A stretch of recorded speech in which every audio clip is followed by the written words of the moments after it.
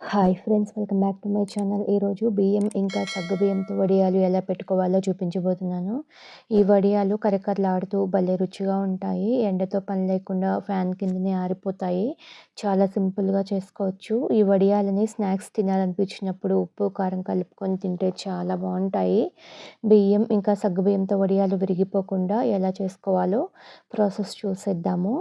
ముందుగా ఒక బౌల్ తీసుకొని అందులోకి 1 కప్పు రేషన్ బియ్యాన్ని, అరకప్పు సగ్గుబియ్యాన్ని తీసుకొని తగినన్ని నీళ్ళని పోసుకొని 1కి 2 సార్లు శుభ్రంగా కడిగి ఈ నీళ్ళని వంపేసి మరలా బియ్యం మునిగేంత వరకు నీళ్ళని పోసుకొని మూత పెట్టి 3 లేదా 4 గంటలు నానబెట్టుకోవాలి. ఒకవేళ టైం ఉంటే ఈ బియ్యాన్ని నైట్ అంతా నానబెట్టుకొని ఉదయాన్నే వడియాలు చేసుకోవచ్చు. చూడండి, నైట్ అంతా నానిన తర్వాత సగ్గుబియ్యం చక్కగా నానిపోయాయి. ఇప్పుడు ఈ నీళ్ళని వంపేసి బియ్యాన్ని ఒక మిక్సీ జార్ తీసుకొని జార్లోకి వేసుకోవాలి.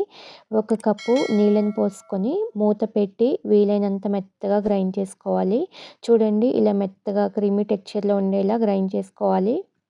నెక్స్ట్ ఒక మిక్సీ జార్ తీసుకొని 3 పచ్చిమిర్చి తుంచుకొని వేసుకోవాలి.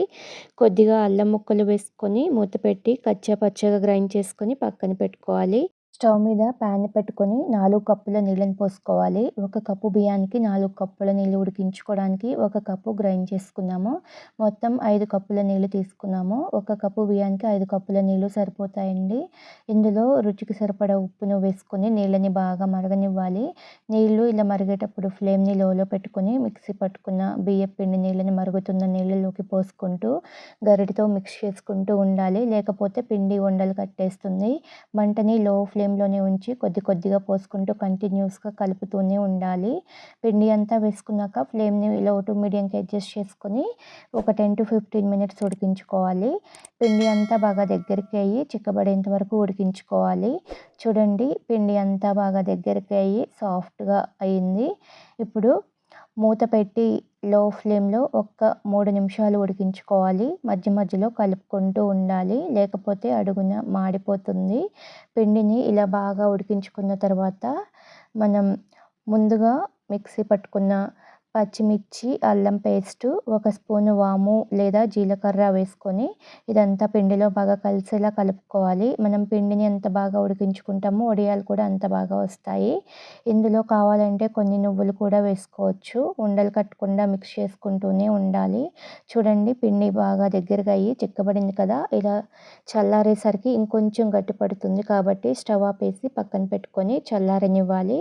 పిండి ముద్దలు కట్టకుండా మధ్యలో కలుపుతూ ఉండాలి. వడియాలు పెట్టుకోవడానికి వీలుగా జంతికల గొట్టము లేదా పాల ప్యాకెట్ కవర్ని తీసుకొని పైన ఎడ్జ్ని కట్ చేసి ఇలా గ్లాస్లో కవర్ని పెట్టేసి మనం రెడీ చేసుకున్న పిండిని కవర్లోకి వేసుకొని కవర్ని నిండుగా వేసుకోకుండా కొంచెం గ్యాప్ ఉండేలా పెట్టుకొని కవర్ని బాగా దగ్గరికి తీసుకువచ్చి టైట్గా క్లిప్ లేదా రబ్బర్ బ్యాండ్ని వేసుకొని దీనికి మనం చిన్నగా హోల్ చేసుకుందాము. మరీ పెద్దగా చేసుకోకూడదు. ఇలా మనం చిన్నగా వడియాల్లాగా రౌండ్ షేప్ వచ్చేలా పెట్టుకోవాలి. ఇక్కడ నేను 2 రౌండ్స్ చుట్టి తీసుకుంటున్నాను. కావాలంటే 3 లేదా 4 రౌండ్స్ వచ్చేలా పెట్టుకోవచ్చు. ఇలా పెట్టుకున్నామంటే చాలా ఈజీగా పెట్టుకోవచ్చు. ఇలా కొంచెం దగ్గరగా ఒకదానికొకటి అంటుకోకుండా పెట్టుకోవాలి. ఇక్కడ నేను కాటన్ క్లాత్ని తడిపి పెట్టుకుంటున్నాను. కావాలంటే కవర్ మీద అయినా పెట్టుకోవచ్చు. కవర్ మీద అయితే ఈజీగా వచ్చేస్తాయి. ఈ వడియాలు పెట్టుకోవడానికి నాకు 10 నిమిషాలు టైం పట్టిందండి. చాలా తొందరగా అయిపోతుంది. ఇలా పెట్టుకున్న ఈ వడియాలను ఎండలో కానీ ఫ్యాన్ కింద కానీ పెట్టుకోవచ్చు. నేనైతే ఫ్యాన్ కిందనే పెట్టుకున్నాను. ఎండలో అయితే 1 రోజులో ఎండిపోతాయి. ఫ్యాన్ కింద అయితే 2 రోజులు ఎండబెట్టుకోవాలి. చూడండి, రెండో రోజుకి ఇలా ఉన్నాయి. ఇప్పుడు క్లాత్ని ఉల్టా తిప్పి కొద్దిగా నీళ్ళు చల్లుకొని 1 నిమిషం అలా వదిలేస్తే క్లాత్ నానిపోయి వడియాలు చక్కగా వస్తాయి. ఇలా తడిపి తీసుకోవడం వల్ల వడియాలు విరిగిపోకుండా బాగా వస్తాయి. చూడండి, వడియాలు బాగా వస్తున్నాయి కదా. ఇలా వడియాలన్నీ డీమోల్ చేసుకున్నాక వెంటనే స్టోర్ చేసుకోకుండా ఒక్కరోజు ఎండలో పెట్టుకుంటే బాగా ఎండుతాయి. చూడండి, వడియాలు చక్కగా ఎండిపోయాయి. వీటిని వేయించుకొని చూద్దాము. ఒక ప్లేట్‌లోకి తీసుకొని స్టవ్ మీద డీప్ ఫ్రైకి సరిపడా ఆయిల్‌ని పెట్టుకొని ఆయిల్ వేడైన తర్వాత ఈ వడియాలను ఆయిల్‌కి సరిపడా వేసుకొని అటు ఇటు తిప్పుతూ బాగా ఫ్రై చేసుకొని తీసుకోవాలి. వడియాలు చక్కగా పొంగుతూ బాగా వస్తున్నాయి కదా! బాగా కరకరలాడుతూ టేస్టీగా ఉంటాయి. మీరు కూడా ఈ పద్ధతిలో వడియాలు పెట్టి చూడండి. చాలా సింపుల్‌గా అయిపోతుంది. జంతికల గొట్టం లేకపోయినా సింపుల్‌గా చేసుకోవచ్చు. వడియాలు బాగా ఎండితే పొంగుతూ బాగా వస్తాయి. అంతేనండి. బియ్యం ఇంకా సగ్గుబియ్యం వడియాలు రెడీ. చాలా బాగా వచ్చాయి. ఒకటి తుంచి చూపిస్తున్నా చూడండి ఎంత క్రిస్పీగా ఉన్నాయో.